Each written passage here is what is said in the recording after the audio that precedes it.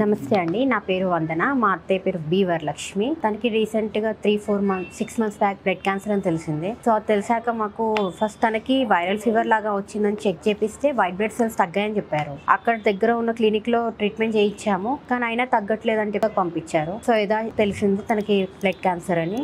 అప్పుడు ఇంకా తర్వాత మేము అంత ఎఫర్ట్ పెట్టలేమని చెప్పి మామూలుగా వేరే దగ్గర చూపెట్టుకుంటుండే మాకు ఇక్కడ తెలిసింది. అంటే తెలిసిన వాళ్ళు చెప్పారు ఇక్కడ ఆయుర్వేదిక్ కూడా బాగుంది అని చెప్తే సరే అని చెప్పి ఒక్కసారి మా మామయ్య మా హస్బెండ్ వచ్చారు. అప్పుడు వచ్చాక ఇక్కడ తీసుకున్నాక చాలా మట్టుకి తనకి 2 months లో ఇంప్రూవ్మెంట్ బాగా కనిపించింది. 3rd time 4th time తీసుకొని రావడం, కానీ చాలా ఇంప్రూవ్మెంట్ అయితే కనిపించింది.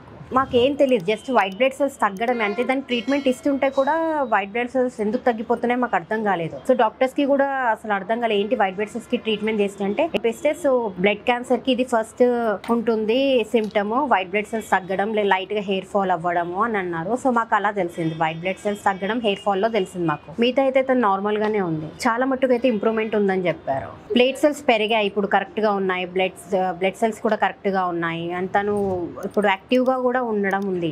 ఇంతకుముందు మనం చేయాల్సింది ఉండే పని తనంతలు తను ఇప్పుడు లేచి చేసుకోవడం, తినడం చేయడం బాగానే ఉంటుంది అనమాట, యాక్టివ్గా ఉంటుంది. అంటే తనకి తెలీదు టు బి ఫ్రాంక్, ఇప్పుడు కూడా తన వరకు తెలిసిందో లేదో తెలియదు. మేము తనకి బ్లడ్ ఇన్ఫెక్షన్ వరకే అని అంటూ ఉన్నాము. తనకు కొంచెం డిస్టర్బ్ అవుతుంది, తనకు సెన్సిటివ్ మైండ్ అనమాట. సో మేము బ్లడ్ ఇన్ఫెక్షన్ అన్నట్టుగానే ట్రీట్మెంట్ చేపిస్తున్నాం అన్నట్టు చెప్పాము అంతే. మా వరకు అయితే చాలా మట్టుకైతే ఇంప్రూవ్మెంట్ కనిపిస్తుంది, మేము కూడా కొంచెం హ్యాపీగానే ఉన్నాం ఇప్పుడు.